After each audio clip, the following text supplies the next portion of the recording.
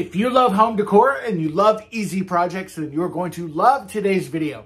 I'm Jamie, the crafty DIY guy. Welcome back to my channel.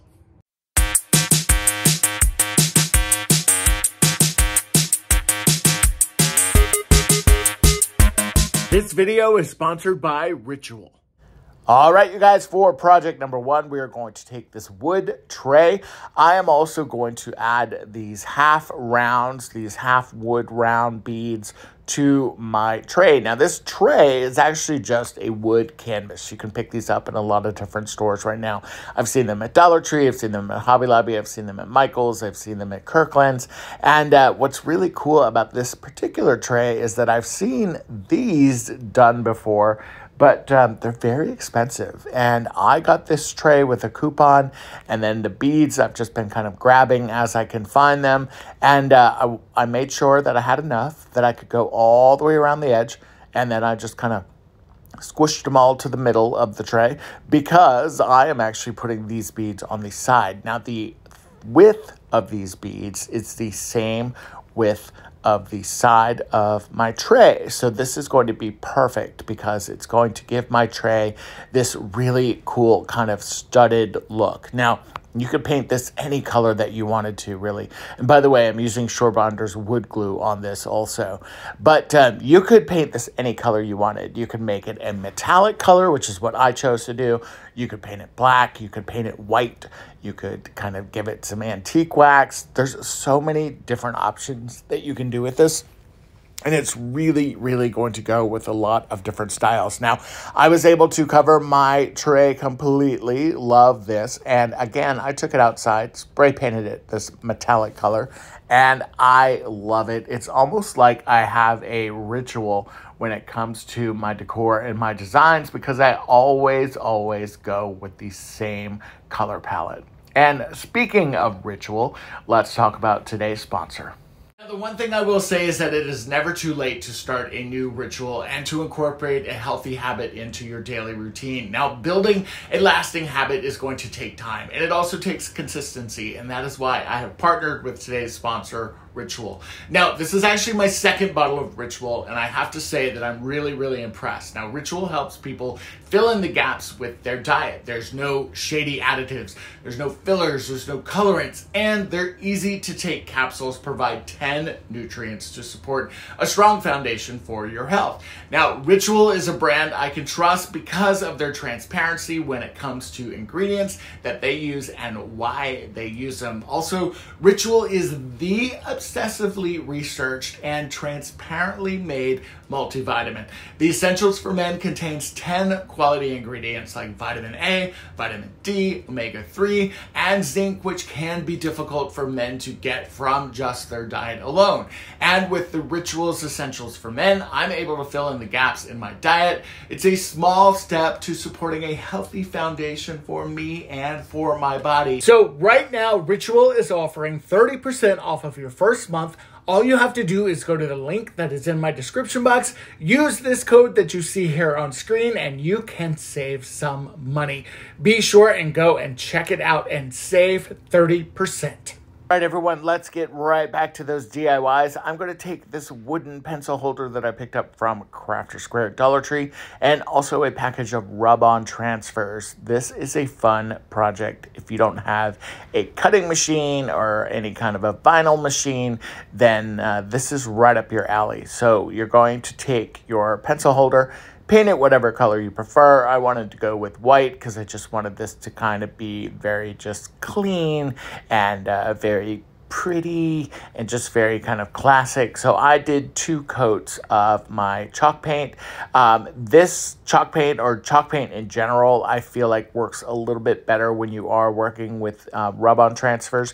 There's just a tiny little bit of grittiness in there that does make a difference with holding the transfer and transferring it over for sure. Some acrylics tend to be a little slick, so I don't always like those. Take your heat gun, obviously kind of blow dry and help speed up that drying process with your chalk paint. And then you're going to take your rub-on transfers, and you're going to cut out the ones that you want. And that's the great thing about working with rub-on transfers, is that you can really cut out what you want. Like if you just wanted to use those leaves, you could use just the leaves. If you just wanted to use the word family, or just the word fun, or just the word home, that is something that you can do. You could even cut the word home in half and then stack it versus it going kind of long ways. And I just kind of had fun with this. I literally just cut out different rub-on transfers and rubbed them on to the actual planter. It was super, super easy. Now, I am using the makeup brush that you can pick up in Dollar Tree, and it's a silicone makeup brush. And what I love using about this is that I use it to hold hot glue in place. And because it's got that silicone tip, it actually helps prevent from burning my fingers. And then the other end of it is perfect for doing rub-on transfers like you see me doing here. And again, I'm just making sure that I've got every side covered. I did want to do every single side. And when it was all done, I just added some florals. Not my best work, but I added some florals, and then you've got this really cute, adorable planter. Speaking of planters, we've got this great galvanized kind of planters that you can find at Dollar Tree. And I've also been a huge fan of these stencils. I've had these stencils for a while. What I love about these stencils is that they've got a generous kind of spacing between each one. So if you did want to cut it apart like I am doing here, you can easily do that, and you can still save those pieces when this is all done. Now, I am going to go ahead and just cut mine apart. I'm just cutting it through the plastic just to cut it through the plastic. No rhyme or reason to that. And now I'm going to navigate kind of to the letters that I am looking for. And I'm wanting to spell out the word grow, because I thought that this would be really nice to add to this planter. Now, you've seen all the different brand name planters that kind of make these planters with these words and everything and just make it very, very simple. I love those as well, but I like something a little different, and I love, of course, that this was handmade by me. Now, I've had the stencils on hand for a while, so they were $1.25 when I bought them, and then this pot was also $1.25. So for $2.50, I am making something that is very custom, and that is going to be really, really beautiful. Now, I am just kind of lining these up. There's a little bit of an edge that is a straight edge there. And then mainly what I'm trying to do is line the letters up, because, you know, I didn't use a cutter or anything like that when I did cut out the individual letters. So do your best with that, and that's exactly what I did here. And then I just taped them down so they would not move around. And now I'm taking some black ink chalk paint. This is from Waverly. And I'm just dabbing with my sponge just in the middle there, because we want a good coverage. Now, whenever you're using any of these stencils in a stencil brush like this or a foam brush, it's best just to bounce up and down straight. Don't zigzag. Don't try to drag your paint into the corners or anything like that, because you will get runs and you don't want that. Literally just up and down motions. And I have always found it good to just kind of blot off any excess paint onto a paper towel or something. And that really enables me to get a very, very nice coverage here. And, you know, it takes 3 or 4 passes, but it's definitely something that will work. And as you are kind of finishing this up, I like to take, after I clean up my mess here, I like to take my heat gun and just kind of hit it with my heat gun very, very lightly. Now, I don't do this a whole lot. I don't do it until it's completely dry, for example, but I will do it just a little bit, just to kind of let that paint set and let that paint kind of really stay in place before I start to remove the tape and kind of reveal the stencil itself. And speaking of reveal, look how clean and beautiful this is. I need to replenish my stash of florals and my craft room, but as you can see, it will hold just about anything, and I think it looks really, really cool and very high-end looking. I love this one. Now for this next DIY, I wanted some curtain tiebacks, and I thought that these little rope balls would be really, really good. So I grabbed some nautical rope, and I cut it into 4 pieces, by the way, 4 equal pieces. Now, originally I thought that I could just take the nautical rope and just kind of feed each rope, or 2 pieces of rope into each of the ball, and then you'd have a tieback that would kind of look like this. But I thought that that ring that was on the actual nautical knot itself was just a little too long, and I thought it looked kind of wonky. Now, I'm not like a seashells, or anything. My room is kind of like more travel inspired, and I wanted to basically shorten that knot. Now, if you were okay with that longer knot, you could have glued seashells on there. You could glue some of those little wooden sailboats or any of the little like starfish. They have so many really, really cute options. So I just cut my rope, and then I just kind of forced the rope back into the ball of rope.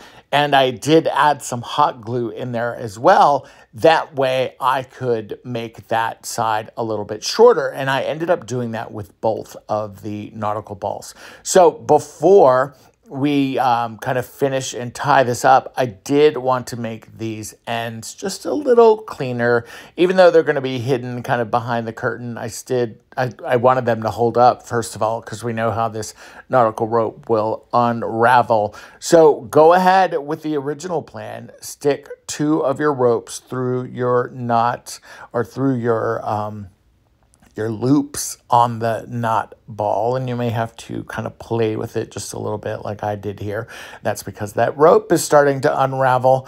And once you've got it together, now you can kind of see the vision, because you've got this ball that is definitely shorter and looks like it's a part of this rope. So take some twine and my little janky scissors that are not sharp, and a story of my life, right, guys?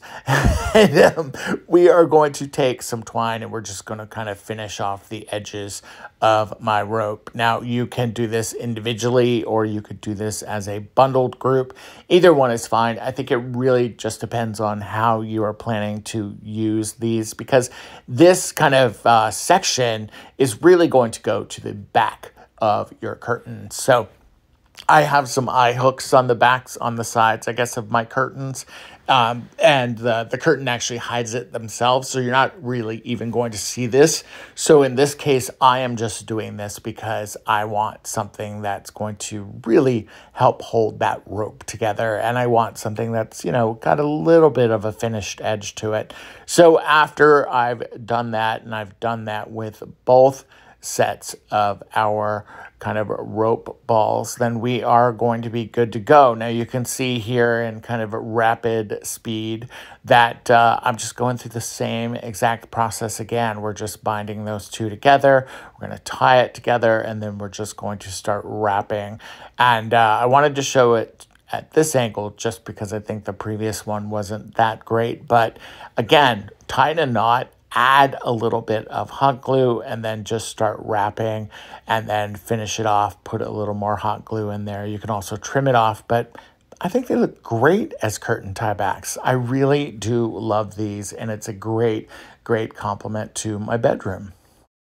Now, believe it or not, this is a recycled project, or at least part of it is. I got a new toy for the craft room, and this cardboard box was protecting part of that new toy. And I kind of looked at it and I was like, you know what? I can use this for something. Now, I had these oversized kind of wood balls, or these wood beads. So I thought, why not create a planter out of this box? So I glued the balls to the bottom of it. And as you can see, it kind of looks like a planter. Now, I took it outside. I spray painted this galvanized metal color. How fantastic is this? This is the easiest project, and it was used like with everything that I had on hand. How cool is that?